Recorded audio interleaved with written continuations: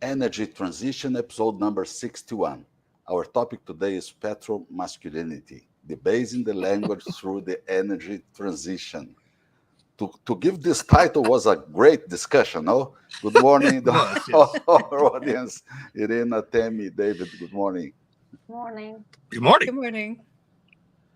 Uh, Please let me share some titles, some newspapers title.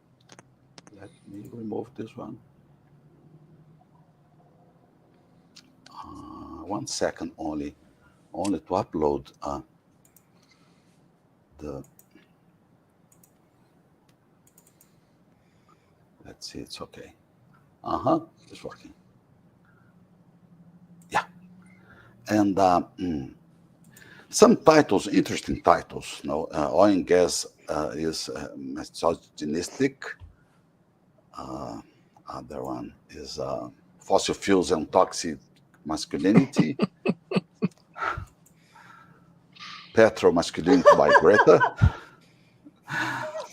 Authoritarian desire. Fantastic, this title, no? Oh my God. Yeah. Drilling into petro-masculinity. Canada, tell me, sometimes issue some new obstacle to sustainable change. Yeah. Okay.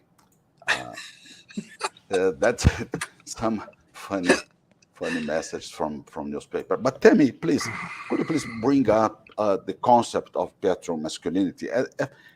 I'm not sure, but is there a opposite expression for this expression or not? I don't think so. And this is the problem with, an interesting feature of the progressive movement, because they're very much about changing language to suit whatever agenda is being put forward. And so we see this shift in language for lots of different things. And I think, for example, of the left in the world, in America in particular. So they started out as acknowledging being progressive back in the late 19th, early 20th century. Then when that became unpopular, they switched to social democrat. But when that became unpopular, they switched to liberal. So then for a long time, the left in America was considered liberals. And now when liberal became a bit of had a negative connotation, they switched back to progressive. So if you hear Hillary Clinton talking, she claims she's a progressive, not a liberal. And it's part of this manipulation of language, because if you control the language, you control the narrative. And if you can get the people or groups that you're sort of speaking out against to use your language, there's power in that. And so when they decided to go after the oil and gas industry, or hydrocarbons, coal, oil, gas, and so on, it was very important to try and capture that language and frame the narrative around words that the progressive movement wanted. And I see this going back to, for example, 2009, where there was the Great Transformation Conference in Germany. And they were talking about how, they've had at least 10 years since the Kyoto Accord of trying to get people to buy into the climate change narrative. It wasn't working. What do they need to do? And so Thomas Homer Dixon, who's a political scientist, philosopher from Canada, argued it needs to be a cultural shift. They have to shift the language, get into the schools, try and get the students and young people to embrace this language so that they could shape the narrative and how this was going. And we see that over the years that there's been a Marxist creep in it, because a lot of this is based in the sort of postmodern woke movement, which is rooted in Marxism. So you have words like climate denial. You saw that in some of the headlines there, right? So they use the denier label because that's linked negatively with people who deny the existence of the Holocaust. So now they've taken a word that's negative and put it towards people who are skeptical and scientists who disagree with stuff. And then they created a whole new word called the Anthropocene, which is a new geologic epoch of human presence distorting the world. So they control this language, ultra right wing, extreme wing, never ultra left, never extreme left. Any weather becomes a climate event, so climate crisis. We used to have wind chill in Canada a little bit, but now every winter, if it's cold, they call it wind chill. A typical nor'easter or a blizzard, is now referred to as a bomb cyclone. So you have this change of language, and it seeps into all of this thing, and petromasculinity is one of them. And one last thing I would just like to mention is that if you go back to some of the articles you showed, Armando, were from 2018. There's some earlier, going back to 2008, 2009. So you get obscure journals publishing stuff, which then gets picked up now and then by journalists who then amplify it. And so you get the buildup of this language. And then you get David's brilliant post on Friday where he talks about petromasculinity. So this is kind of where it's been, how it's been evolving, and what it means for the energy transition. Yeah, David and Irina. I think the opposite term of petromasculinity is sanity. Nice one. Because the thing about all of this is that we tend to forget that language can create reality, and it does create reality, the reality in our head. And this example of climate denialism that Tammy gave, it's perfect, because everyone, well, a lot of people would immediately make the analogy with Holocaust deniers, which is bad. It's really bad. So if you can make that analogy that denying climate change is equally bad, yeah, it's just one of many examples of creating a new reality through language, and in addition to cherry picking data to put in their reports, and of course the whole alarmist language that we discussed in an earlier edition, all this repetition of catastrophe, apocalypse, crisis, highway to hell. We laugh at it, but a lot of people take it seriously. Yeah, it's like it's dripping on your mind, and the longer it drips, if you consume news, it just stays there. And you mentioned an email for me that they are omitting the footprint of wind and solar supply chain. Yeah. Oh yeah. Irina. It's one of many things they are omitting.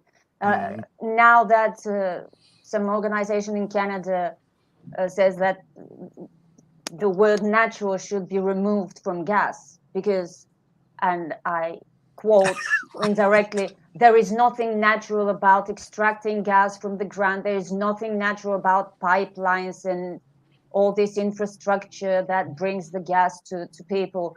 And someone on Twitter, when I posted this, someone on Twitter said, because wind and solar are so natural in their creation. Yeah. And David is in a car near, parked in a block, Starbucks parking. Yeah, in Huntsville, Texas. I want to point out I'm in my very petro-masculine SUV that runs on gasoline. I tried to time this to where I would be in the most petro-masculine roadside stop in America called Buckley's. But I got there too early. I bought my Diet Coke, but anyway, I had to go on down the road. I didn't want to sit in that parking lot for 45 minutes. By the way, which every Buc-ee's in the state of Texas, you pull in there are literally 100 gas pumps there. The store is as big as a Walmart, but it's a roadside convenience store. I'm not kidding y'all. Look it up. Anyway, so I'm in the petro-masculine state of Texas, and this whole discussion is so relevant, though. I mean, you're right. We laugh about it, but it's not really funny. It's not really funny because it changes the dialogue in a way that avoids a fact-based, honest debate about any of this. And that's why the people on the left try to do these things. One of the best examples we haven't talked about yet started in around 2008 when the opposition to the shale revolution decided to start calling hydraulic fracturing by the term fracking. Yeah. And those who, like me, are fans of good science fiction know that there was a popular TV series at the time called Battlestar Galactica. It was a reboot of a 1970s series. And in that show, they used the word fracking as a cuss word, a substitute for the other actual F word. And so by adopting that term, for hydraulic fracturing, this very safe and well-regulated industrial process that by 2008 had been in practice, common practice for over 60 years.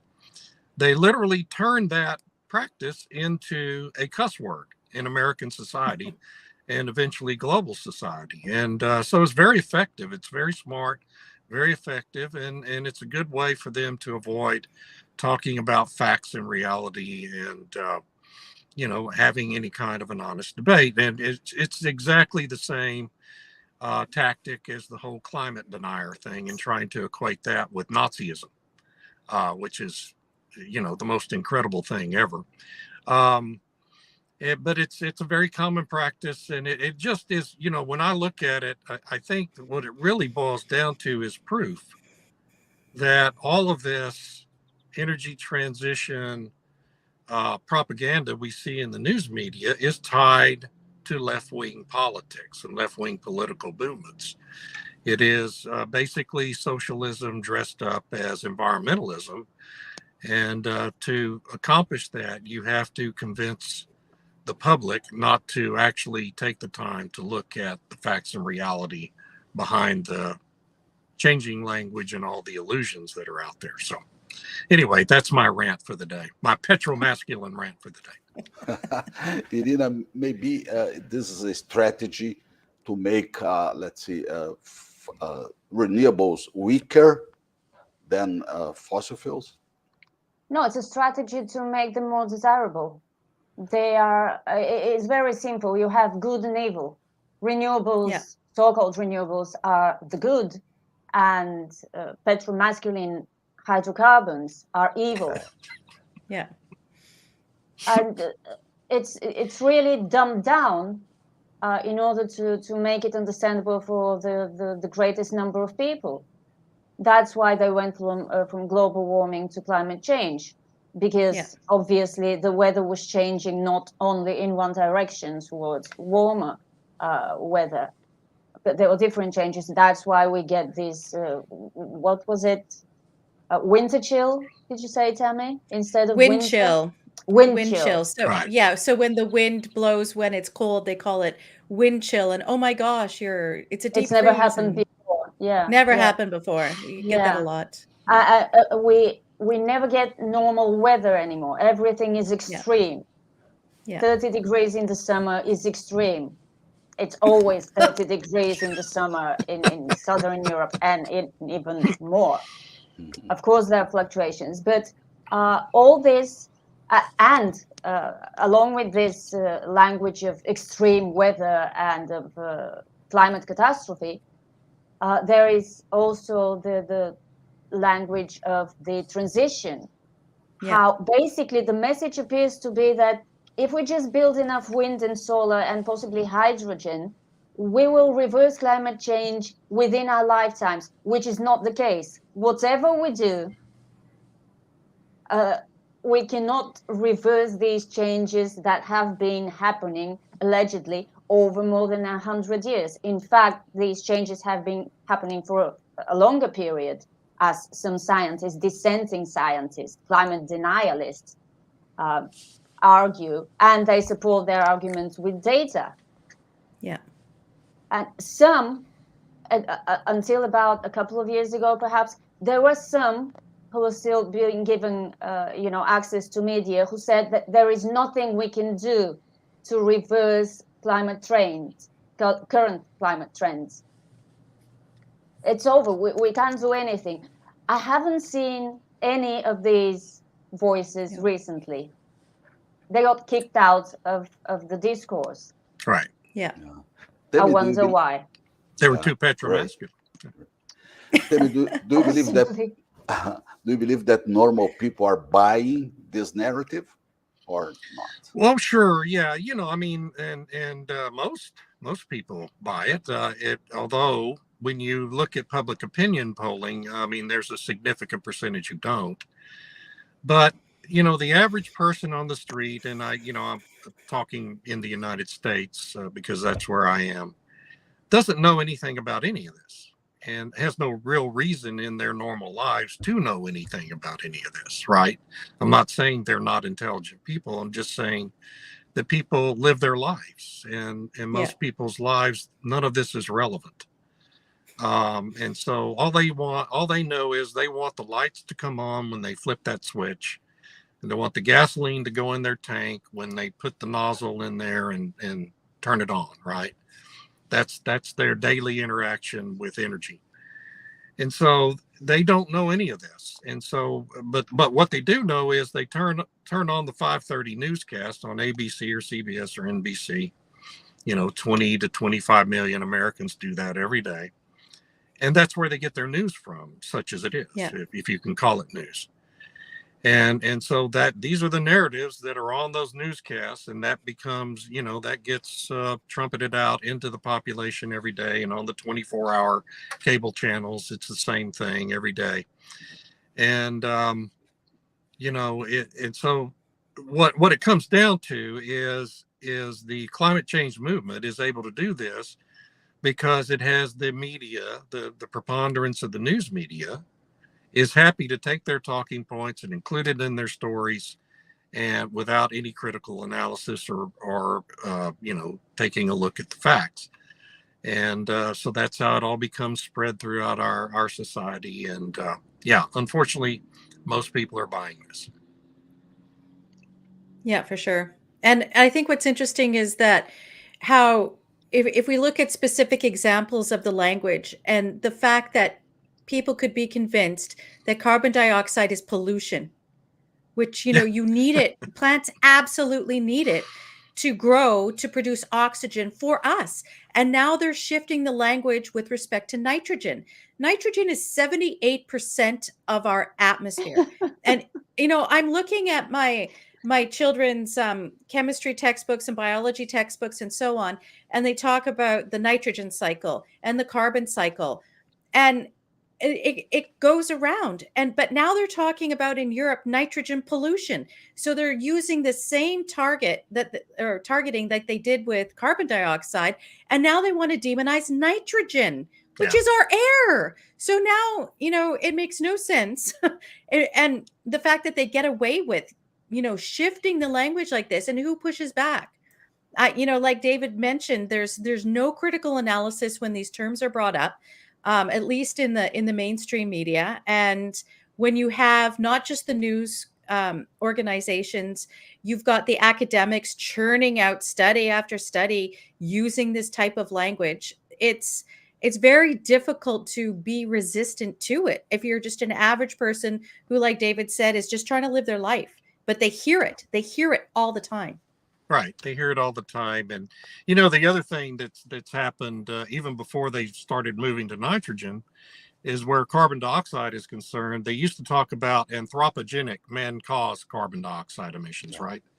Yeah. And they would say, well, natural gas is 23% of man-caused carbon, or the oil and gas industry causes 23% of anthropogenic carbon emissions. But now they just say, natural gas causes 23% of carbon emissions. Well, the anthropogenic carbon emissions are a trace element, literally a rounding error of what's in the atmosphere in total. You're talking about, and that's why they had to eliminate talking about the word anthropogenic or it's a long word. It's a difficult word. Right. Yeah. And they had to eliminate that qualifier to amplify the problem. It's the same principle as when in the 90s, they used to talk about oil spills in terms of barrels of oil, because barrels of oil is how oil was always transported. Literally when the industry started, it was in wooden 42-gallon barrels of oil. Well, if you talk about it in terms of barrels, that's a smaller number than if you multiply it by 42 and talk about it in terms of gallons. So the news media in the 90s just immediately, like on a dime, turned, and in every story it became, it was a 23 million barrel oil spill, or gallon oil spill, rather than barrels. And anyway, yeah. So that's in Canada they go further. They use liters. They use liters, which is even a bigger number, better, right? even better. Oh my gosh, 10,000 liters. It's like, what is that?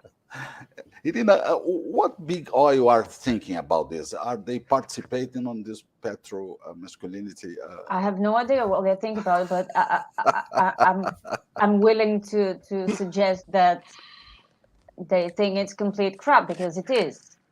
What is petro-masculinity? I see this attempt to marry the social politics side of the liberal agenda with the energy side of the liberal agenda. The agenda being the push to a complete transformation of human society and human economy. And it's seeping through. I mean, you see, if you are determined that there's toxic masculinity all around you, of course you will find it in an industry that is so dominated by male workers. I mean, there are women working on oil rigs. Yes, but of course, but there aren't as many. There are women working as linemen or line women, I guess, but it's a tiny number. It's a male-dominated industry for what I think are very obvious reasons, such as the fact that it's physically demanding work, and women are biologically less, less strong, purely physically. But nobody cares about that. It's toxic because it's male-dominated, hence petro-masculinity. Mhm. Well, It's if just I could part add of the there, narrative. so in Canada, we have this new Impact Assessment Act, and they brought gender-based assessment into it. Now, how can you have a gender-based assessment unless you've got toxic masculinity in there? What So is a gender-based assessment? I'm sorry. I don't know. But any project must be evaluated based on gender. They bring it in. I don't know. So what was interesting is in October, the Canadian Bar Association had an article saying that they need to bring gender-based analysis into environmental and energy regulation and try to find a way to bypass the separation of powers in the Canadian Constitution, because energy resource development is the purview of the provinces. And so in order to bring it, and they even use petromasculinity in this article, that they can bring it in by bypassing the separation of powers, to say if we do it through the environmental impact assessment, which is a federal thing, then we can bring petromasculinity to the resource industries, in particular hydrocarbon development. So this would then be used in litigation. It would be used to because the ESG scores, part of the social part is your gender balance. So how you get a bad ESG score because you're a petromasculine industry and you don't employ enough women. I was just about to ask that. Do some people want more women to work in the oil sands? Or since the oil Honestly, industry is evil, women should not work in the oil? I'm confused. I know. And I'm so I genuinely think really confused. it's meant as a bludgeon to prevent the development in general. So if sure. you have that, you Wow. deny the financing, you can't get the approval. Sorry, impact assessment, you don't have enough gender balance. Sorry, we can't give you this approval. So Yeah. that's a way to stymie development, but they just use this cultural language instead of, harming the environment. It's amazing. However, we have to give it to them, to these transition pushes. They come up with such different ways to harm the oil and gas industry. It's amazing. I'm It is impressed. amazing. Yeah. It's like that. The case that you had cited actually was before the Federal Trade Commission in the United States, where they wanted to remove the term natural. It wasn't Canada, it was the United States. Oh, Canada's Canada, going sorry.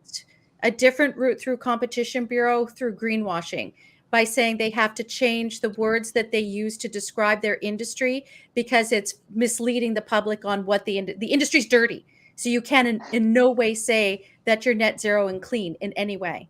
So it's trying to control that language so that people feel bad about using petrol or diesel in their cars and having power and so on. And I think of like the other label they're using all the time is fossil. So fossil banks, fossil capitalism, fossil gas, even fossil fascism. Like really, fossil violence. So here they're now employing fossil as a negative label, A bad label. a bad label. And the government, David, what's the position of the U.S. government and Irina, East Europe, and Temi, West Europe? What are the position of the government? Well, our government is adopting all of this whole hog, and in the Biden administration for sure. But I mean, just a few years ago, you had a different administration, a different posture on most of this.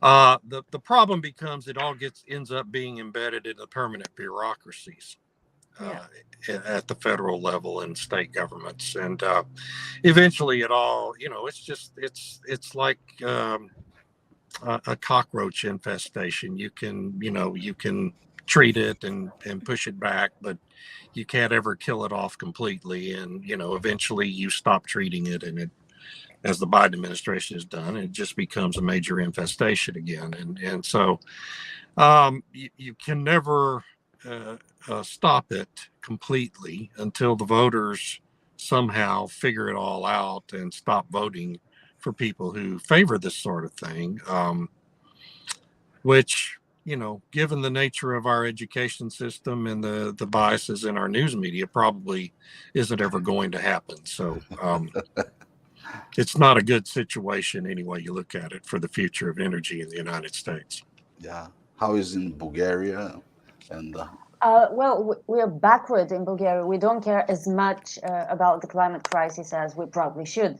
Yeah, the same in according Brazil. to Central European authorities.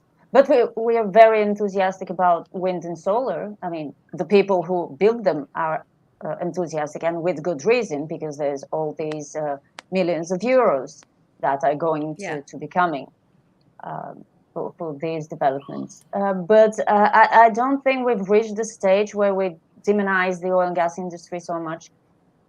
Probably part of the reason is that we don't have an oil and gas industry. I mean, we have reserves. Total Energies is exploring for oil offshore in the Black Sea. I don't think they've struck anything meaningful. But there was a massive backlash against Chevron exploration in northern Bulgaria, where there are, according to a friend of mine from the US oil and gas industry, quite substantial reserves. But we were against it because fracking destroys nature and all that. I used to think the same thing before I learned that it doesn't have to disturb as much of the land as most people think. So we were against that. But generally, there's no cockroach infestation of the scale that we see in the US or Western Europe. For now. For now, yeah. For now, yeah. And Temi, how is in Canada and the UK? Well, the UK has embraced a lot of this wholeheartedly. I mean, Boris Johnson tried to rewind the fracking thing, as did Liz Truss in her super temporary prime ministership. And then it was, Extinction Rebellion was born in the UK, and they go crazy for all this stuff. And they seem to have the ear of the politicians who are worried about it. And I think one of the problems is that there's so much misinformation that gets put out there by the environmental groups that when it is resisted, or it's smaller media organizations who point out the problems, but it's the trickle down effect, right? And it, as David and Irina have both said, it erodes people's sense of what's proper and what's good. So, everything, like Irina said, is broken down into black and white. So we have greedy versus caring. You're greedy if you use a petrol car, but you're caring if you have an EV. And they have this dichotomy between dirty and clean. So we have dirty oil and clean renewables, or even the use of renewable. But, we're using that language when we talk about big oil. I mean, who came up with the term big oil? Well, it was the environmentalists, in order to have the big bad guy that people can focus their 1 minute of hate or 2 minutes of hate on, right? We don't talk about big green so much, and big green Big is wind okay. and big solar. Big Yeah. wind, big Actually, solar. actually, I saw big wind in an article the other day. Good. Yeah. Yeah, Good. yeah. Okay, interesting. Yeah. That So, could I be a mean, development. could be a development. But then it comes down to like the planet of the humans, where what they were really saying is that we shouldn't have so much energy at all, that we need to be giving up reliable energy. We should, we're Right. damaging the planet. And it's interesting how they always set themselves up as being the saviors and the only ones who care about clean air, clean water, and forests and trees. Like everybody cares about, in the West, cares about clean air and water. And the hydrocarbon industries try their best to balance that out. But again, it's missing the cost benefit analyses and so on. But yeah, so it's interesting that the UK's embraced it. Canada has. Germany is crazy for all the green stuff, although now they're opening up more coal plants, of course, because they want reliable energy. But As they close their nuclear plants down. Yes, that's yeah, I know. genius strategy. Yeah, genius.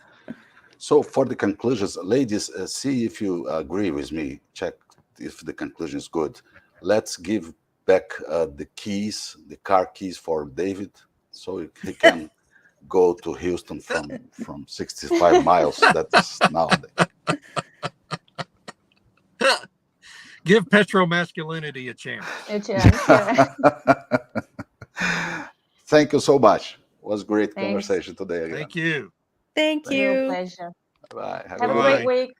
Bye-bye. Bye. Bye-bye.